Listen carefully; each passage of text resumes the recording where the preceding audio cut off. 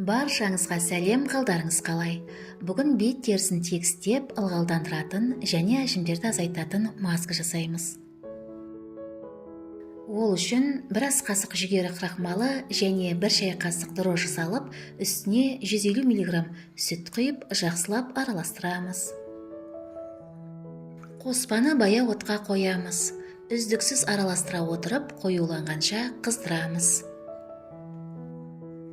Дайын болған маска негізін суытып, ыдысқа құйып аламыз.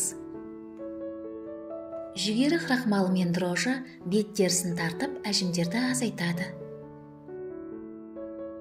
Масканың әсерін күшейту үшін бізге бір ас қасық зығыр дәндері керек. Ыдысқа бір ас қасық зығыр дәнін салып, үстіне 100 мг су құйып, араластырамыз. Баяу отқа қойып, 7-8 минут қайнатамыз.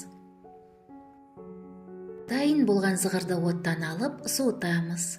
Гельді алу үшін дәке арқылы сүзіп аламыз.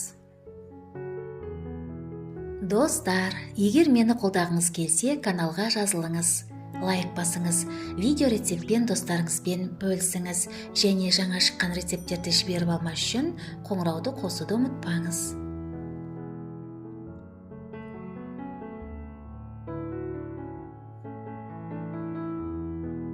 Дайын болған гельді маска негізіне қосып, біркелкі етіп араластырамыз. Бұл маска бет терісіне табиғи жылтыр мен сергектік береді, және бет терісіндегі ұсақ тесіктерді тарылтады.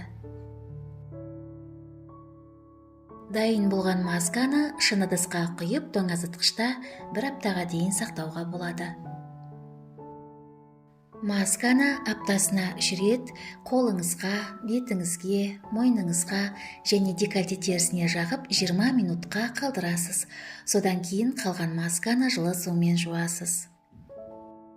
Көргеніңізге рахмет, сізге денсаулық, жастық және сұлулық тілеймін. Келесі кездескенше.